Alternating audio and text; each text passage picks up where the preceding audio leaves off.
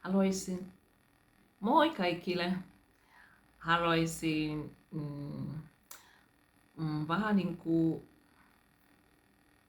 neuvoa, miten voit oppia suomen kieli. Mä oon asunut Suomessa 10 vuotta ja voin vaan kertoa oma kokemus.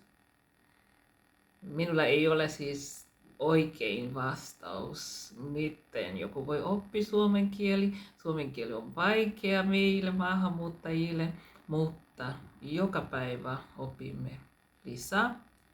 Ja jos et luovuta, kyllä lopuksi opit suomen kielen. Minun suomen kielen taso on B1.1 ja minun tavoite on C1. Oma mielestäni siis on tärkeää käydä suomen kielikurssiin. Meillä on hyvä suomen kielikoulut, esimerkiksi EIRA ja Helsinki aikuislukio.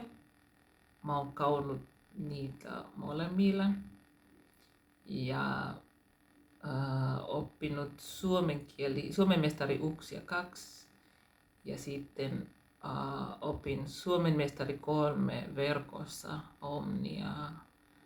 Omnia koulusta. Olen kyllä välillä luovuttanut. Opiskelin suomen mestari 1, luovuttiin, otin tauko, sitten menin takaisin suomen kielikurssiin ja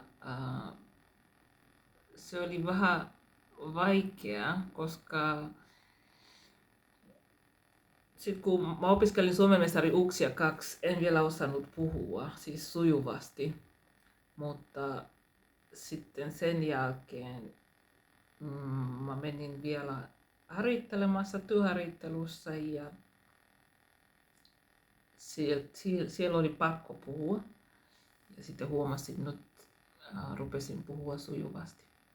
Siis käydä koulussa rohkeasti, etsi paikka, missä voit puhua, ota rohkeasti puheenvuoroa ja lopun vaiheen opit suomen kieli.